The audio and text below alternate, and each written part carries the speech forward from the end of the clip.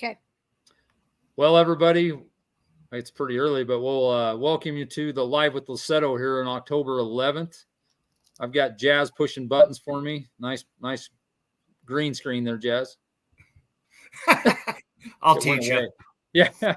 And Dan Christian also. And we've got a special guest. It's a surprise to even Dan, believe it or not. So, I hate surprises. Without further ado, we'll go ahead and let him in and see if Dan recognizes him. What's going on, buddy? Hello, everybody. How we doing? Good. Sorry, I just barely made it home from work. Got a quick shower after working on combines all day and ready to join the chat. So cool. So just for everybody, this is James McGuire. Actually, Dan and I both go way back with him. I mean, we're talking early days of toy tractor pulling. Definitely. Yep. So, James, I might have, I guess, man, we might just start from the beginning. What's your earliest memories, pulling memories? So I'll probably just take you back to when my dad started. My dad, Tim McGuire, built a Massey 44 with a V8 Chevy when he was in college at Curtis, Nebraska, at University of Nebraska Tech College.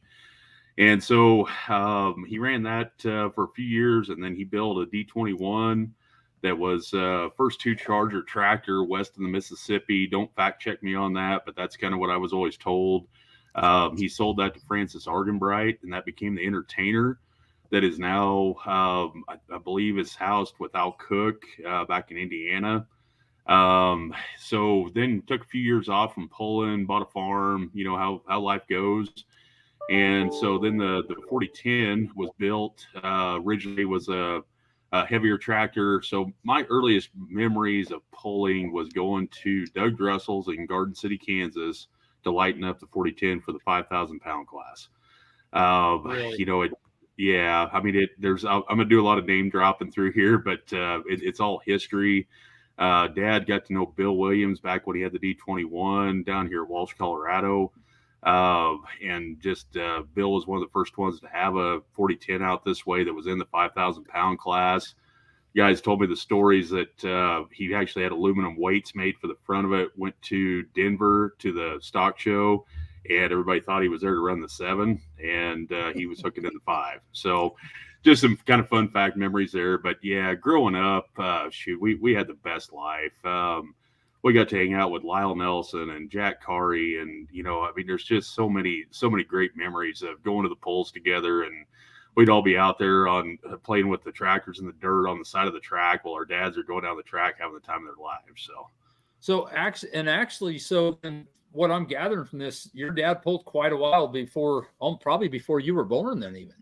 Oh yeah. I was born in 1978. Dad would have started pulling in about 69 era, right in there, farm pulling and that kind of thing. So Dad had the 4010 known as a load runner, and then we had Ron Harder's was less than a mile away from our place with a load binder. So they would get together and work on tractors together. I mean, that's what I grew up. They'd loan parts to each other, loan cherry pickers, that kind of thing, to change motors, that kind of thing. I mean, it was just, you look back on it, it's just part of history. So, but and those two guys, one was as green as the other one was red. That is correct. Yep. Yeah. Yep. Dad bled a little orange too. So the 4010 came through some different stages. That's where Jack Carey got involved. Went from a old 404 with a rotary pump, into a 466 with 2 chargers and a P pump. He sold that tractor in about 1988 to Doug Palmer in Missouri. And Doug Palmer actually bought Connor Brothers. It was a 4055, I think. It had a white hood on it. Anyway, everybody remembers that tractor if you followed pulling over the years. I mean, it was set up to run 5,500 through 12.5. I mean, it was. So did any part of your dad's tractor end up into Palmer's super alcohol super then?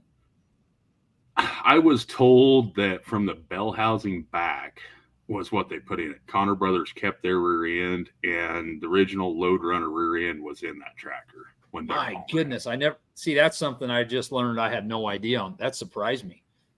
So you believe, don't take the fact checking into this, but that's what I remember as a kid. You got to remember I was 10 years old when all this was going on. So, we fast forward a few years. We actually went and looked at Dad's old original D21. It was sitting down in Enid, Oklahoma in the early 90s, and he considered buying it back, lighting it up to the 7500 super stock, and rebuilding it. And then this is another story that probably hardly anybody knows. We actually went to Wires Cave, Virginia, and there was a tractor called the Red Rooster, the Little Rooster. Donnie Myers owned it, and it was a 2-charger Hypermax 1066. And Dad considered very hard. He actually had down payment money on that tractor for a while to buy it. Now, the fun fact of that is that became the high-tech redneck. Oh, really? Yeah. Really? Jody Ross ended up buying that tractor from him.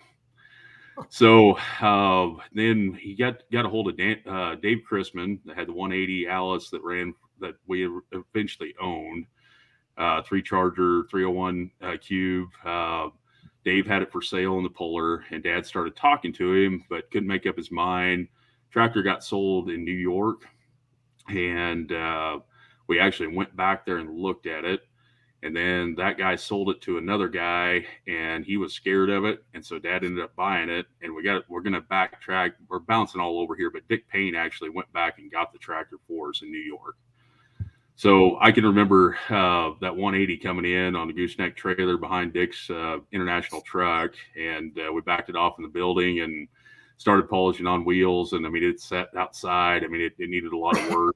But, that's kind of how the little 180 all came about.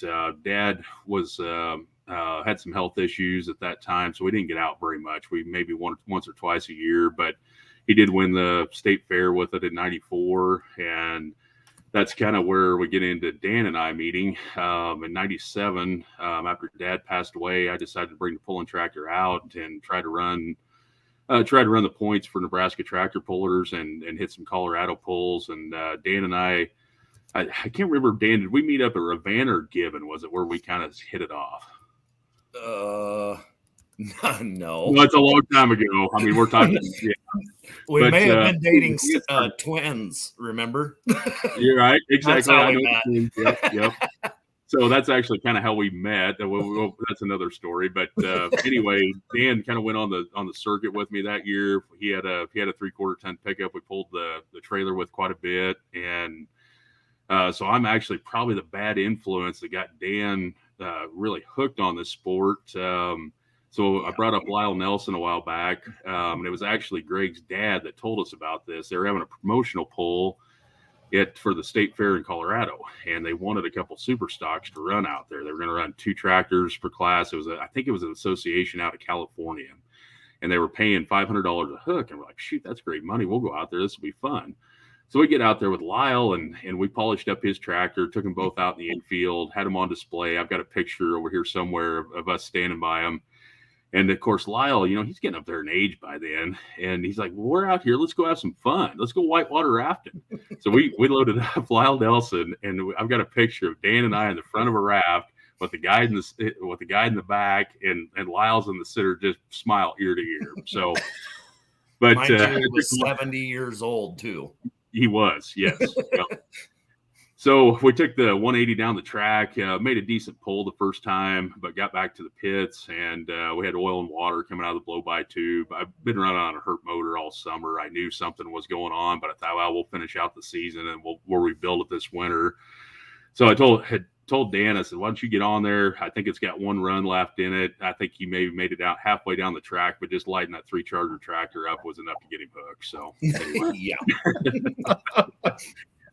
Yep. But so the influences in my life, my parents were divorced when I was 5, and my mom remarried Don Bennett. So Don Bennett was my stepdad. So Don was originally from Elkhart, where I'm at here, and in the late 70s, he got involved in tractor pulling. they took basically a brand new 4430 at the time and stripped it down and made a pulling tractor out of it. They own the John Deere dealership. So I've got pictures of him with Stan Blagrave at pulls down in Texas. I mean, hold their trophies. I mean, Donnie was one of the first ones to play with alcohol before alcohol was cool. They put that 4430 on alcohol. Doug Drussel had a lot to do with that. Bill Williams had a lot to do with it. So that tractor actually burned up when Drussel's had their shop fire in Garden City. And so then, sorry, I'm saying too many names here, but Ron Johnson out of St. Paul bought the remains of the tractor, and that's why that tractor was called Bits and Pieces. Oh, and of course, that that's tractor crazy. still runs. Yeah, still runs in Europe. Part of that, the alcohol stuff actually ended up right around here too. In fact, the guy that built Von Jurgen's tractor ended up with the alcohol pieces because they were considering changing that one over to the alcohol setup that Donnie had. But later on, it was sold to a George Bogle in eastern Kansas. It's crazy where this stuff is all went out. Man. I did not realize that was Ron Johnson's It's fun to put some puzzle pieces together. Yeah. So Donnie actually bought a tractor that was sitting at Hypermax, Jerry Legod, called Pride of the Farm. Everybody knows Pride of the Farm from over the years. 1466 International, 3-charger setup. And he campaigned that on the Grand National Circuit for a couple of years. And actually, and you can imagine that when your mom marries one of your dad's best friends, it was a little hairy for a little bit. But there was a time when the load runner sat in one shop at our farm and the Pride of the Farm sat in the other barn at our farm. So as a little kid, I got to go play on both of those tractors back and forth. So Donnie was at a farm show. I think it was in Fort Worth, and they had a tractor pull down there, and LD Nation came up and asked him how much for that tractor. Donnie named him a price. He said, "I'm running it tonight." And he wrote him a check after he got down the track. So that was the story of the Pride of the Farm. Then eventually it went to Iowa and, got lightened up to the 75 Super, and the Goodwin Sport bought it. Let's say, did Dennis Goodwin end up buying that tractor? He did, yes. He bought it from LD Nation. Okay. Yeah, I distinctly remember the back of his Magnum always had a rest in peace Pride of the Farm, and I don't know. Maybe that's where it died. So when Dennis bought it, that's when we got the aluminum frame, got lightened up to run the 75 Super. Before that, it was a 9 and 12 tractor. So yeah. But wow. Anyway, that kind of tells you my story about growing up and what I had the privilege, I guess, of being around. So, well, it's just amazing, and when you're that young and everything's going on, you almost take some of that for granted. That some of the cool parts of history that you touched, even like Chrisman's tractor, that little 180. And I will admit, I didn't realize that your dad bought that tractor and that was probably in the time that, me personally, we were pulling in Colorado more than we were in the state, Nebraska State Group. Sure. But yeah, I actually thought you bought that tractor. No, Dad bought that. I think it was in about 92, Greg, is when it came home, and flywheel was loose on it. But I remember Greg Payne came over. We split the tractor, digged the flywheel, fixed it. Just stuff that when you had connections like that, guys could do. And because back then we had our flywheels inspected every year because we were part of NTPA, and so when we got it apart to inspect the flywheel, we realized that it was actually loose on the crank. Just fun little memories there. So, but yeah, and that's that's some other stuff. And James, I'll tell you, this is the thing that pains me a little bit. We've got so many people. It's like you and I are of this generation, but our generation virtually knows nothing of that 70s and 80s stuff. And it's really kind of crazy. I know you and I, we may have been young, but we paid attention to that stuff. And it's kind of crazy the amount of memories that we have. Like, you're talking, I remember Chrisman's tractor before you guys bought it. I remember when the white 4430 of Connors, I remember when it, I think, possibly debuted at Hildreth. I mean, it set that place on its ear because it was one of the first that I ever saw, and I remember people talking about, was one of the first diesel switched over to alcohol. Man, there was a lot of buzz, and then it actually worked. Yeah, absolutely. And then you turn around and throw the guy down there, Drussel. Most people have no idea the influence that he had behind the scenes on some bunch of very, very big names. So I've actually got a picture of Doug on, I don't know if it was Doug or his brother, but on what now is Doug Roberts' Patriot tractor that, when they were ones that originally built that. And Doug's told that in a lot of his stories, but I've got a picture of it when they were trying it out at Johnson, Kansas. And then Donnie's tractor was there, the good, the bad, the ugly of Bill Williams, and all his buddies were there. I mean, it's just cool history. So. Yeah, absolutely. Absolutely. Yeah. And I've heard it, and Brian Connors flat told me that was one of the guys that set him in motion in the alcohol. So, you don't think about Southwest Kansas being this epicenter of, pulling, but to be honest with you, that guy and the innovator that he was, and Lauren Pryor and a few of these other guys, they really set a lot of stuff in motion that went clear across the country. Oh yeah. Yeah. Even Doug Roberts came out and spent a winter with Drussels, and that's how he got his start doing what he does today. So they're just it's, like you said, Greg, you wouldn't think of Southwest Kansas as being a place where pulling is, but I got down here, I had taken a break from pulling for a while, got married, and when we moved down here, we had Harleys. My wife had some neck and back surgery, and so she couldn't ride a Harley anymore. Decided to give that up. I thought, I got to have a hobby. So I went and bought a 3020, fixed it up real nice. And I was at Ulysses. We had a store there, the company I worked for, and I found out they were having a tractor pull out at the county fair. I'm like, shoot, it's just antique tractor pull. I can bring a 30. I asked him, is it okay? 3020 is a little newer than an antique. Oh, yeah, bring it out and pull it. Well, then it all sparked back up, and away we go again. So, but. And then you've got a John Deere 2-cylinder as well, correct? I do, yeah. So in today's world, I've got a John Deere A. You talked about watching these guys. You grow up in Drussel's shop, and you learn how to lighten things up. So I've got an actual styled A that with me on it weighs about 3,800 pounds empty. And we've got a G that we've got down in the 4,500 pound class. I've got a 4010 that I've ran the last couple of years, but it's a diesel. Just I had some spare parts, just take it out and have some fun. But I am building a big gas motor for it to run in the Division 5 and ATPA. So that's. And you guys have a big pull down there in Oklahoma too, right? Have you been down to it? Yeah, we've gone the last 2 years with the 2 cylinders. That sounds like quite a pull. It's a lot of fun. They run 2 tracks, and I mean, it's basically 2.5 days of solid pulling down there. So yeah, where's that at? It's actually just right west of Tulsa, Oklahoma.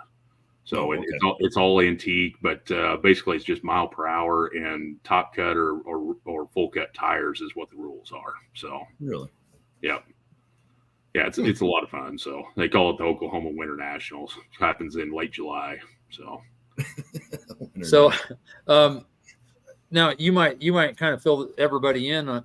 You guys have several antique pulls, and you help that group that gets into Southeast Colorado and Oklahoma. And is that all, or do you get into Texas at all? Because I know it's not far through the Panhandle there. Yep. So we pull in Dalhart, Texas. There's a 2-day pull there.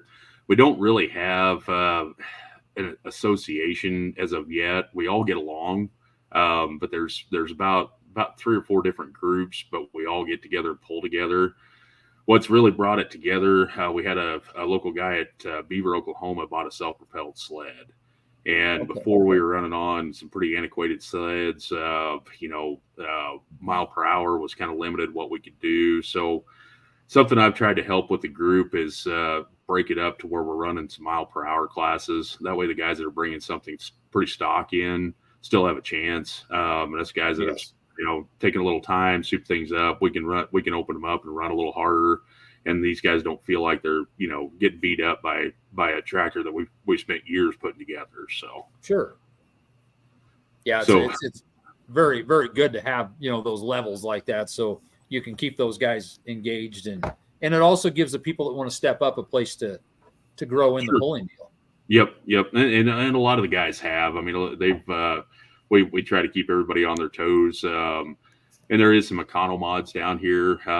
You probably remember some of the guys out of Ulysses that used to come and pull with Colorado. They'll still show up, and we'll let them. OD Young, was that one of them? And yep. OD with I know there's another one. So there's OD, and then you would have had Elvira, Gene Spencer, and then I can't remember those guys' names, but they had one called Johnny Be Good that had an 8520 hood on it. Okay, I don't remember that one. But those guys are still around pulling down there. Yeah. So Gene just comes and pulls. He's got a 560 diesel that he runs against my 4010. I mean, he's one of my main competition. They don't bring Elvira out very much, but OD will always come out to 1 or 2 pulls a year and just make an expedition pass. So it's just kind of fun to have a little bit of the hot rods around here still. I'd like to make a class for them someday, but I don't know if we could ever get enough interest to do it. So I wish, and I hadn't really, this is not something I really thought about much, but it's almost a shame we couldn't catch something on the way or to or from Arizona.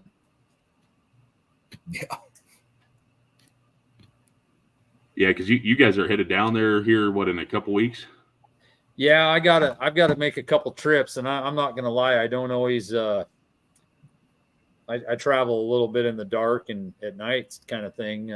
Last year, I actually went through Boise City on the way down. Okay, yeah, that's 45 minutes from where I'm far. No, yeah. It's 45 minutes. So yeah.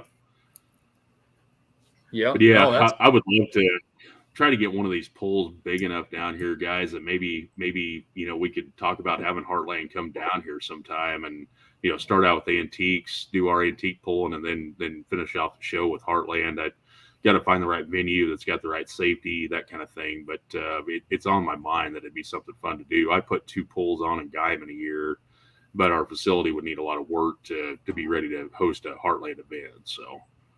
Well, you almost wonder if we couldn't just at least do some exhibition hooks. Is the sled, what's the sled like? Is it capable of stopping somebody like Dan? Oh yeah. He could. He goes back to Eastern Kansas, and they he pulls a lot of pickups on there. They pulled hot farm tractors on it. The guy that had it before him. So yeah, I'm trying to remember the name of that sled. You'd probably know it. It's got a New Holland or a Swather cab on it. It's a yellow sled, but it's set up. He's got airdrop on it. I mean, he's got a grouser. He can stop people. So, man, that'd be fun. That'd be fun. The problem is our summer got pretty busy, huh, Dan? Yeah, a little bit. But when does your season what start here. There, James? What's that, James? So we'll actually start out. Can you hear me, guys? Yep. Yeah. Okay. So we start out in May at Pioneer Days, and then we kind of take a little bit of a time off. That's usually the first weekend in May in Guyman. And then we get really busy, just like everybody, in July, August. And then we filter out. Usually our last pull is in Holly, Colorado, the last weekend of September. So. Oh, interesting. But I think I'd have to count it up. I think we had 12 pulls down here this year, all within 2 hours of where I live here. So. Wow. What's that like? Yeah, exactly. So. Do you run into any of the Texas truck and tractor puller guys? So they've pulled in Amarillo before. Amarillo is a little over 2 hours from me here, and I went down and watched them before, but it's about as close as they get, Greg. Okay, because I think a lot of those guys are that Dallas-Fort Worth area, and I suppose that's a pretty good drive. How far is that from like where you are?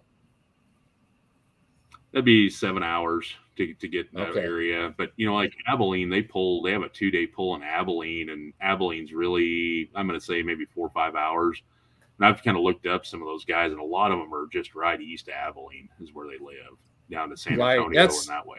And I mean, this is probably never going to happen, but we'd always kind of hope that, at some point in time, like with what we've done with Outlaw, that maybe something like that could potentially happen someday with the Texas Truck and Tractor Pullers. And, if we ever got on the same page, that's where somebody like you, we could fill in that gap in between, which would be phenomenal, because a pull could come in somewhere in that area and part of our guys head down and some of their guys head up, depending on where people lived, and could make something like that viable.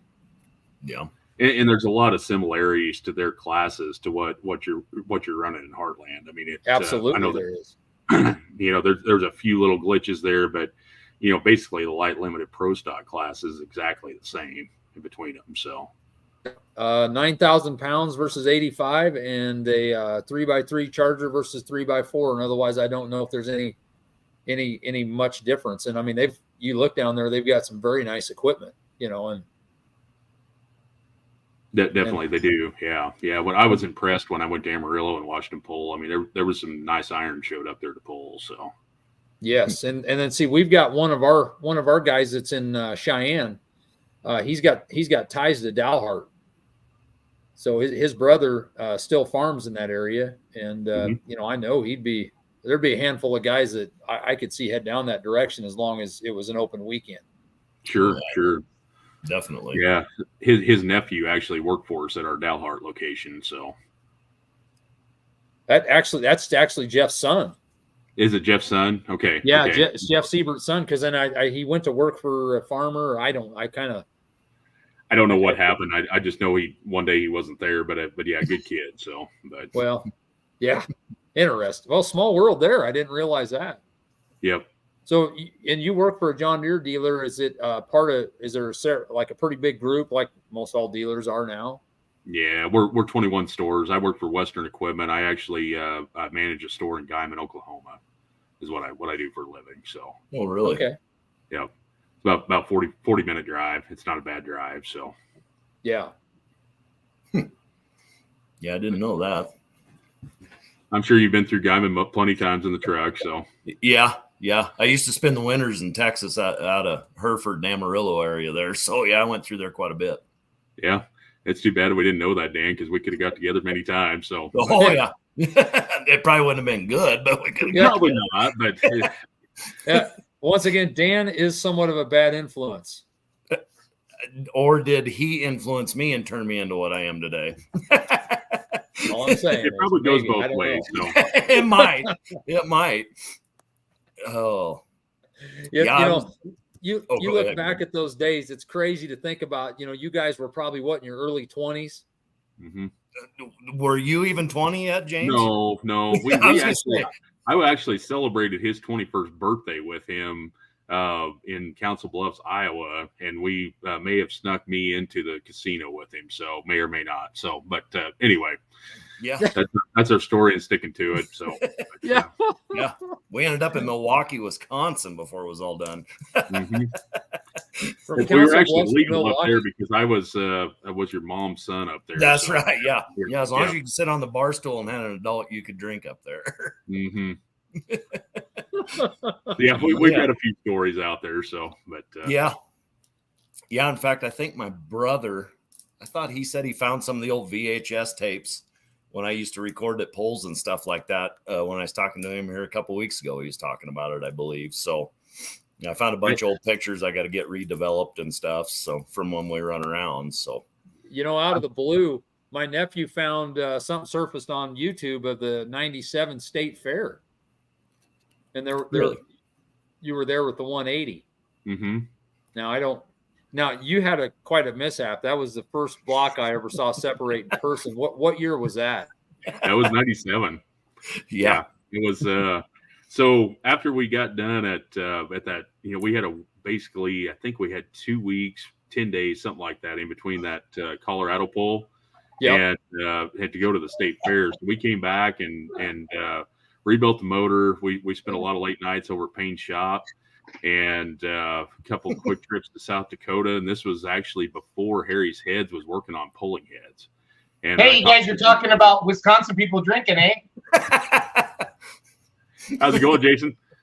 Yeah, good. I was watching the live stream. I told my wife, "Go grab a bottle of booze. They're making fun of Wisconsin." Oh no!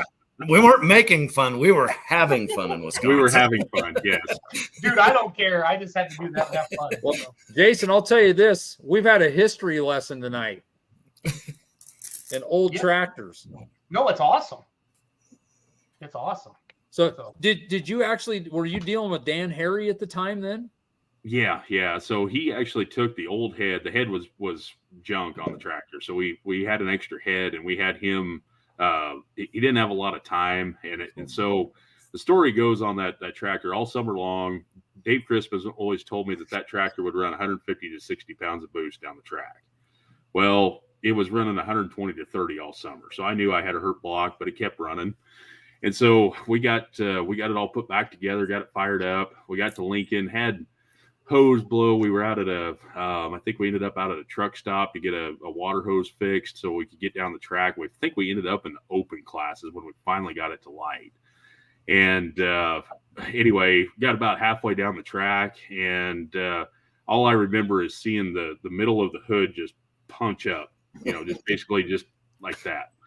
And looked down, and all the lifters were laying on the track. So anyway, but I did remember looking down at the tail, and it said 170 pounds of boost. So that's what 170 pounds of boost will do to a stock 301 Alice motor. So anyway. and I'll tell you what, I watched that thing somewhat from afar, that summer, and that old thing, holy smokes, you could just see the progression, because I know Jerry had a little influence on that, because I remember Donnie talking that he could get a few phone calls and there was some parts showing up, and that thing just kept running better and better and better. We had a lot of fun. We had a lot of fun that summer with it. So that tractor actually ended up back in Indiana, and is pulling, I think, with the Bluegrass group. If you look, there's a 180 Alice on alcohol that runs with those guys, and that's where that tractor ended up. So is it a light limited super now? It is, Dan. Yep. I seen them last year at was it last year at Ocala? They interviewed the guy before the pull. What do they call it now? I don't know. It didn't have a name on it. Yeah. Really pretty 180 though. I mean, very nice painted up, very classy job. The guy told the story on an ATPA video on YouTube one time that that tractor actually had an NTPA stamp in the casting. And so when he came out and bought it, he knew it was the right tractor. So, wow. See, I tell you what, just to recap of what's crazy is you're talking about the D21 goes to Francis Argenbright, correct? Mm-hmm, that's correct. Was he Kansas? Yep, Waterville, Kansas. Yep. So your dad's tractor there continued on down to, you said Cook's, right? Yep, it's I believe it's still at Al Cook's. And then you turn around and the next tractor, the 4010, goes from you guys to Palmer. Mm-hmm. Do you have any idea where it ended up after that? I don't. I would love to have some pieces off of that tractor, but I've never taken the time to pursue. I think Doug Palmer's still around, and I would love to have something off that tractor to just for memorabilia. I've got a side shield off of the 180 here in the shop, but I don't have any pieces off of that tractor. So, yeah, and then the next one is sitting on Chrisman's tractor that had a history 10 miles long from Grand National pulls to, man, you got and then turn around and then on the other side of the family turn around with Pride of the Farm and the story it's crazy where all that stuff went. Sure. I don't know how I keep track of all of it, but it's memories that I can't let go of. So, no, nothing wrong with why that. would you? Yeah, exactly. Some of the best memories.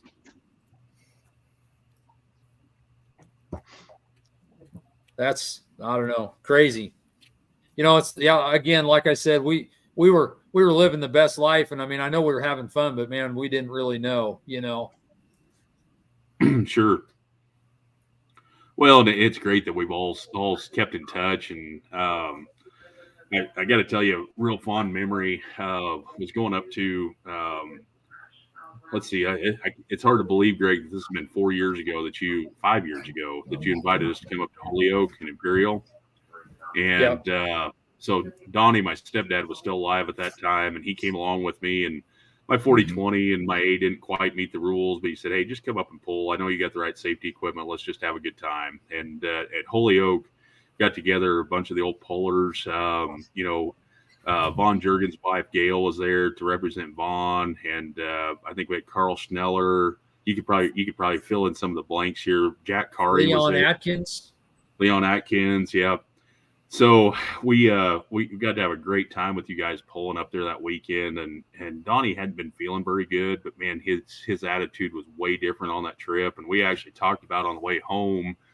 I told him, I said, that 40-20 runs too hot for down here. I said, why don't we I'll sell it, and why don't you and I partner up and build a light limited super stock? And that was our plan, but cancer took Donnie later that fall, and so it's still a dream of mine down the road, guys. I'm not saying it's never going to happen right now. It's not out in the spotlight, but it may happen someday. So, you still got your fire suit?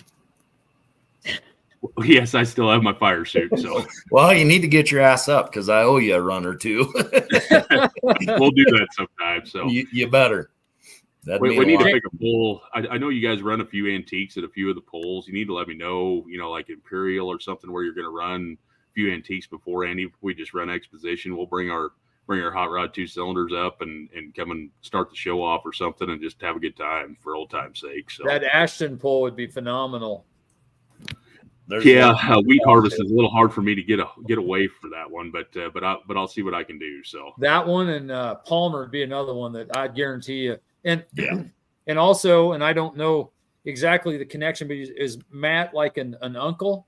Yeah, Matt is my uncle. Yeah, because he showed up with a 4630 last year at Palmer, and I think he's talking about coming back to more. Yeah.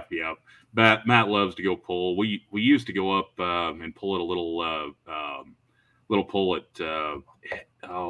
Dan, where's that little town out there that we went out by Broken Bow? You and I met up there for the first time in Mason City. Yeah, they do a percentage pull there, and we used to go up to that every year. I'd haul Matt's tractors up there so he could pull, and then of course Dan helped put on the late pull at Ravenna for a couple of years there. We came up for that and brought Matt's tractors. I mean, he's Dad's little brother. Matt and I are about 10 years apart. Dad was the oldest, he was the youngest, so he's always been kind of like a big brother to me. So, gotcha. James, back to that deal at Holyoke, the pull didn't go over the great as far as crowd and all this, but that's one of my proudest deals because the people we got together that night, and we weren't thinking of this at the time, but it was a lot of laughs, times that some of these people got together. When you start talking Jack Kari, Carl Schneller, I mean, there were some heavy hitters, and Donnie and,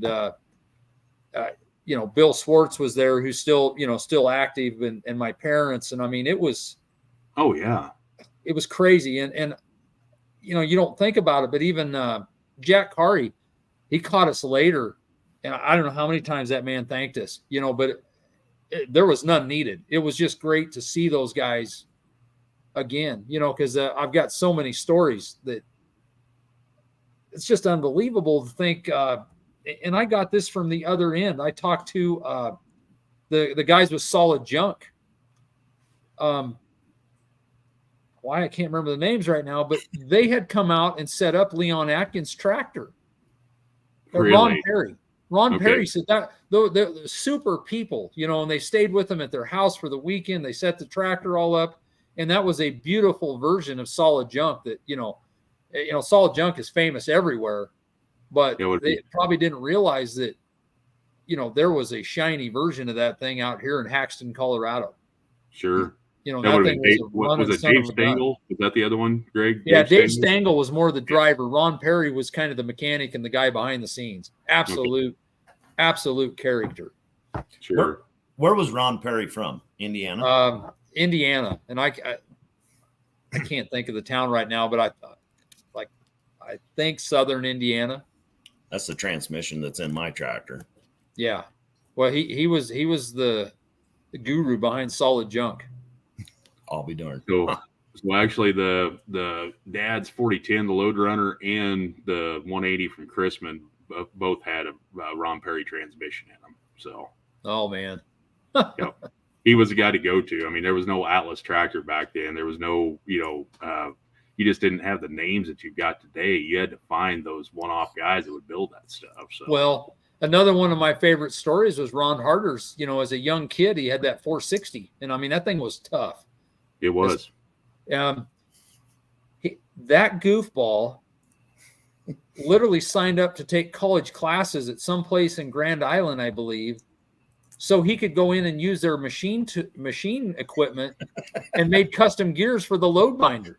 Yeah. That doesn't spread. Yeah, I didn't he know wasn't that's- interested in going to college by no means, but I could kind of use those machines and, you know, pay a little tuition. It was I'll be damned. typical I could of the see that innovators happening on. Yeah, of that, you know, of that time frame. sure. Oh yeah.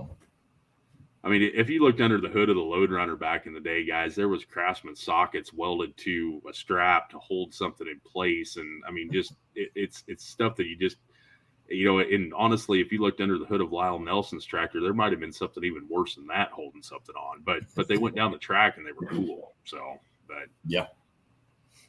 No, But that's it's- what you had back then. You didn't have guys machining stuff like you do today, and you had to be innovative on your own, you know.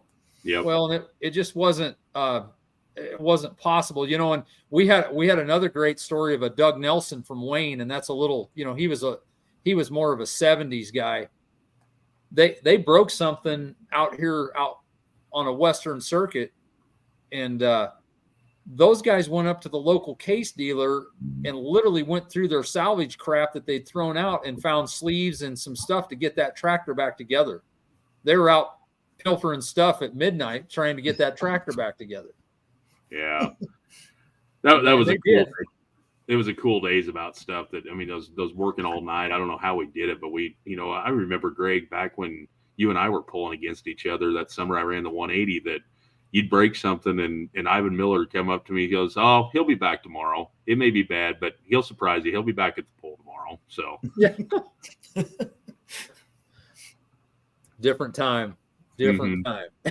yeah. So Well, I wish we could turn back. I think those were the best times, but I tell you what, I still love where this, you know, I still love pulling. And like with Dan, you know, we've had a blast with him, you know, the last few summers. And, you know, I mean, it's the pulling game's different, but it's still the people and all that's still the same. oh yeah. It's always been the people, you know, like down here, going back to our little group here, we've got a group of guys that'll do anything for anybody. I mean, we're digging through each other's toolboxes, trying to find something, you know.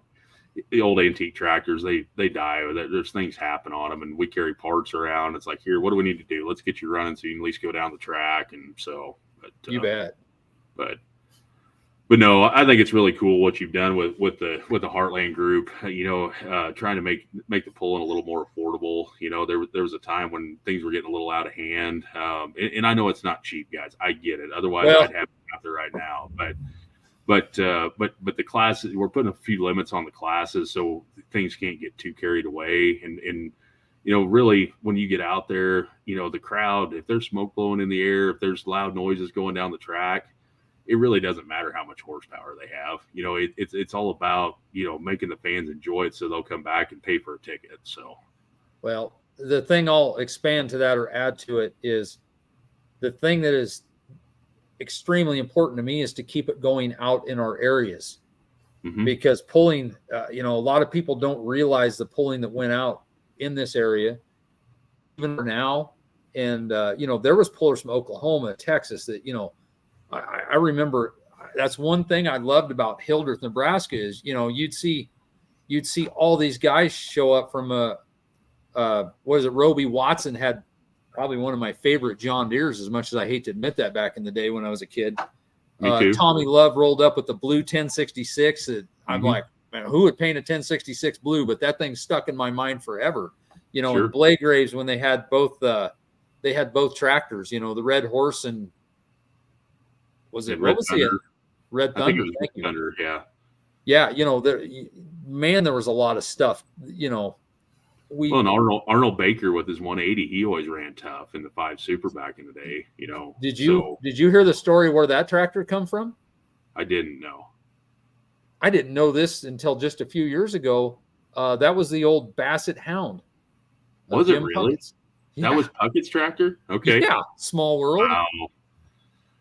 I actually just sent a Wood River Fair book from 1977 to that your family had a copy of. You showed some pictures of it, and it had a picture of Jim and a story on him.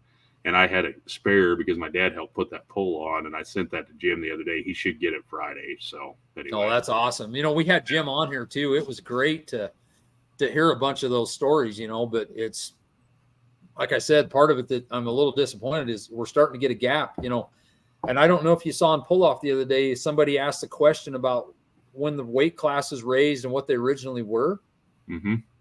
And man, I hated to say stuff, but I thought I knew some of that. But, you take like the wide fronts and they added weight, this stuff started at 5, 7, and 9.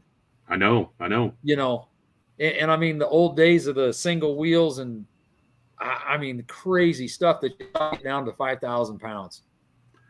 Well, but you got to remember, those guys would go down to like Fort Worth, I think is where it happened, that they actually watched a tractor split in half because they were running a stock flywheel back then. It was the safety and ingenuity that's come through the years with this. Dan was pulling with me when we were, basically mandated it in Nebraska tractor pullers after several accidents that summer about roll cages. I was a part of that, and we added 200 pounds for the roll cage. So yeah, in fact, kind of side note to that, I pulled against Randy Rose the night before Toma that he rolled in Cresco, Iowa in '97. Okay, that was the one I was trying to think of, was Randy Rose. After that accident happened, I marked a lot of things, and that first year out, it was basically just put something on there. Some of us put actually Dan and I built the cage for my was going to be a pro stock at that time, and it was just miter cut metal going up. It didn't have a nice roll to it or anything. There was guys just running kind of a roll bar looking type of thing on there, but we wanted something on there for safety. So yes. Yep. And oh man, there was another deal. Yeah, that one left me. We'll have to go back. Sure. Age kicking in, Greg. Oh man, you have no idea. No idea. Dan still hasn't lost his sarcasm, but yeah, I haven't lost that. Yeah. Dan still has reading glasses too, so he hasn't escaped this crap yet either. So thank you, Greg. Only one I'm trying to read. I'm still with Walmart specials. I'm not prescription yet. Yeah. Yeah. But, yeah. What year was the last year of Hildreth? Like the big Grand National pull, or the last time we actually pulled there? That's a good point, because the Nebraska State Group had some pulls there in the 95, 6, 7. That's what I thought, because I know I went with you once, James. We went, but I couldn't remember. Did we take your tractor or not? Yeah. So Okay, in '97, that was our last Nebraska Tractor Pullers event, and we were tied with Greg's dad, or with his mom, actually, with Linda, for Rod Passoda had pretty much already taken first. He had enough points, but that poll decided who got second. That's why we got second in points that year. Okay. And we wouldn't have done that, but they started the pull off, and the track was really wet from rain, and they decided to rehook it, and we had a hell of a run. I mean, we had Larry Wessel beat us with a basket case, but he was the only one that beat us that day, and I'd take second behind Larry's tractor any day of the week. So, yeah. Yep. I remember one other. I think like 89 or in that neighborhood was the last Grand National pull they had in Hildreth. I think you're right, Greg. It was 89, 90, and then it was off for a while. And then I remember going there with farm tractors in 96. And I think that started back up in 96. I know it ran 97. I went and was a flagman in 98. And then I know they didn't have it in 99. So I think there was about a 3-year stint. They moved it away from the highway, and they actually had Nebraska tractor pullers and bush pullers. They had 2 sleds there. Yeah. And so they still have a small pull there. There's a mini rod association. One of the guys lives there, and they still have a mini rod pull. I don't know if they've had it for a few years, but that's the last pull that I knew of in Hildreth, Nebraska. Interesting. I was going to tell you that I forgot. That deal with the aluminum weights, at Denver, that had repercussions in my family. Oh, really? My dad had actually bought a 4010 John Deere and was going to get started on it. And he saw them go, Bill Williams go through there with 700 pounds of weights and couldn't keep the front end down. And he will come home and sold all the stuff. 10 years later, he finds out they're all aluminum. He had about 300 pounds of weight on it. So I was that close to having the John Deere in the family. So, okay. All right. Well, you still have one with the John Deere hood on it in your family. Yeah. So Yeah, it's kind of a cross-dresser, but but I told you the story. We just about had a 1066 International in our pool. yeah, that's as bad or worse. Yeah. But a lot of that was back then. Dad was looking for. His health was getting worse, and he wanted a tractor he didn't have to work on all the time. And back in those days, a 2-charger Hypermax setup was about as foolproof as you could get for a pulling tractor. I mean, every pulling tractor you're going to have to work on, but I mean, those tractors would just go down the track and down the track. So that's why he was interested in that. The crazy part about that is I'd be willing to step out there and say that I think our light limited pro or light limited super class is making every bit as much horsepower. Oh, I would agree. What that super is. And it's just really hard to believe what the technology's done over the years. Mm-hmm. The turbos are what have come so far. Oh. You know, that 180 Alice had I think it had a TO4 on the bottom and then a 95 and 96 air research and nothing special about them. But that's what Dave Chrisman finally came up with that would light and go. So, yeah.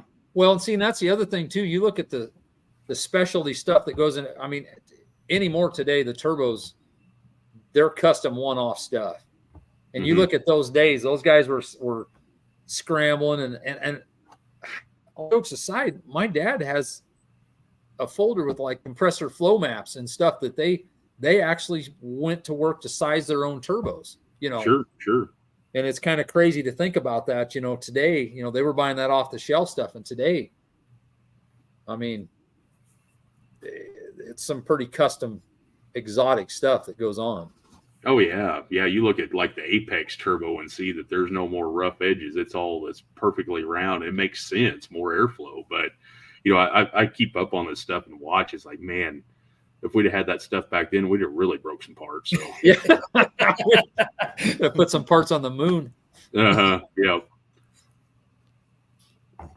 Yeah, no, for sure. Well, and it always looks simple looking back, you know. But in the day, there was a lot of innovators that really, you know. The amount of work, there was still a lot of money. It seems cheaper, but at the time it wasn't cheap, you know. It wasn't, no. I remember Donnie, my stepdad, talking to me about that, you know, they were some of the first ones to put a Crowder clutch in. And that's why he had so much success with, I mean, there was a lot of people running Hypermax setups back then. So his tractor didn't have anything that some of the other ones didn't. But what he did have, if there was a pull-off, he had a Crowder clutch and he could come back to back and his clutch wouldn't let go. I mean, he pulled against Danny Dean and some of those guys that were still running an old button clutch.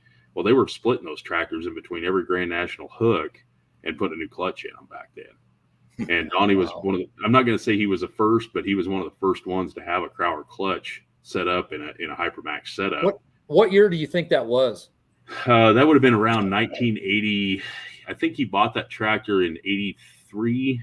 And mainly campaigned it in 84. He could have won the Grand National Circuit in the 9 that year, but he couldn't make it to a pull. And he tried to talk his dad into just going and hooking to the sled and bumping the sled, and his dad wouldn't do it. So, oh wow, because you know that D21 that my dad's cousin ended up with in Luther's has got a.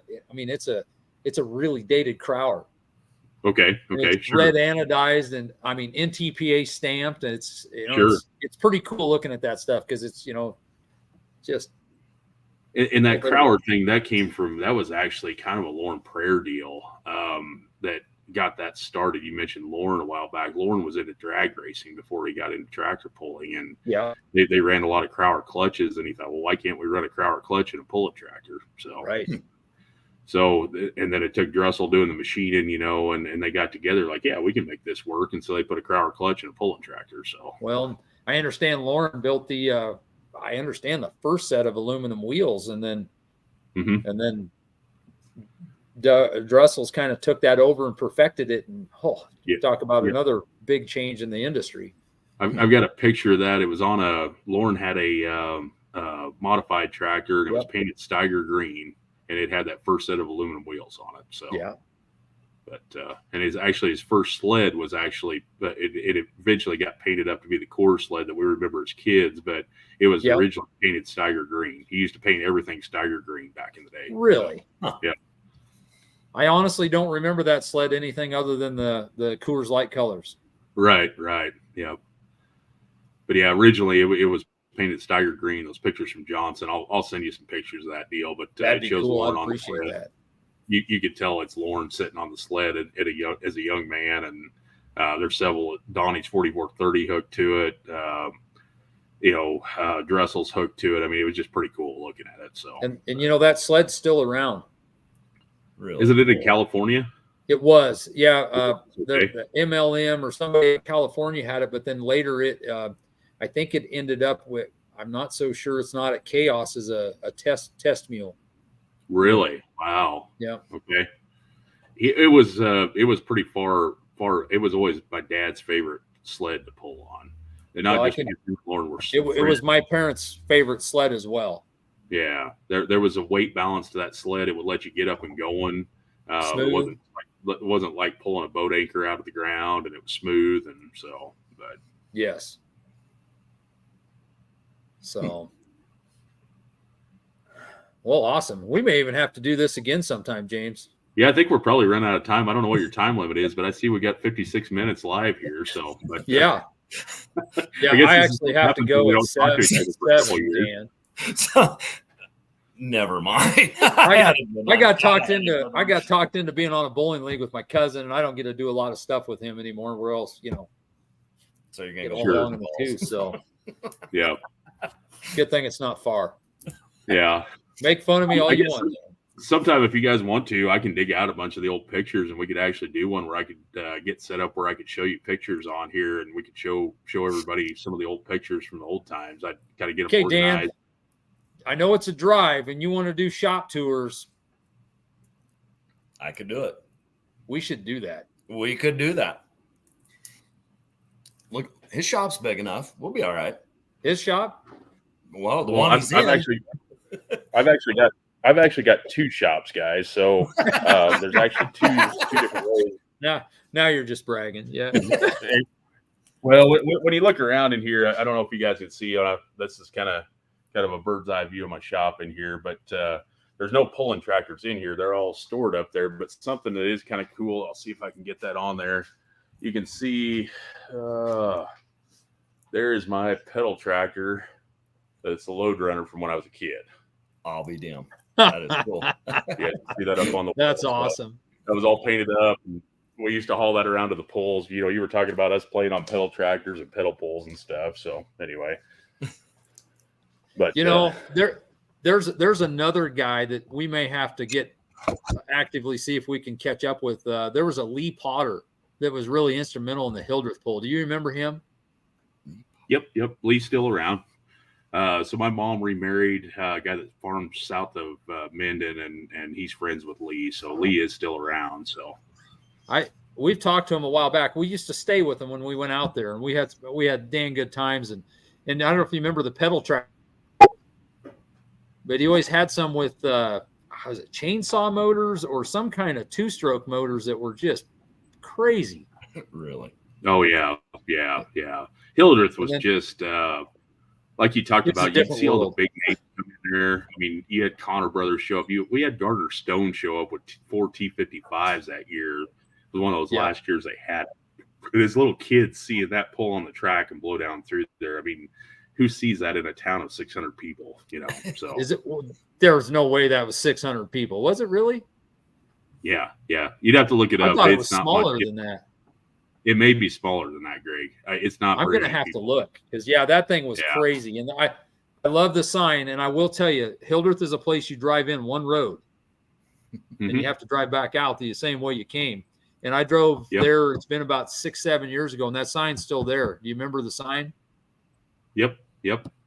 I was just by there. Oh, my stepdad, I guess, knew mom got remarried last January, and I went on a farm tour with him, and I saw that sign when I was coming in. It just brought back a lot. Believing of Hildreth, memories. please resume normal behavior.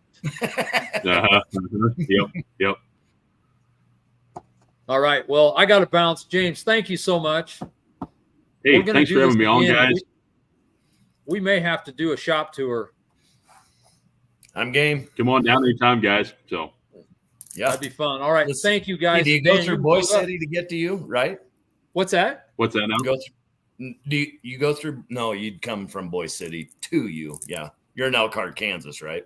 Yeah. Yeah. Well, if you were coming from Cheyenne, you come down to Lamar, Colorado, go over to Holly, and come straight down from there. That's how you get here. The shortcut. So. Yep. Yeah. So. All right. Oh, guys, hey, you gonna ask him the ultimate question, Greg, before we go? Nope. Let you do it, and I'll check it later. But you have to do it. Why? What do you got to do? I got to go bowling, man. Roll your balls down a wood floor. I only got one. Hey, James and I used to be in a bowling league together. We were really good, actually.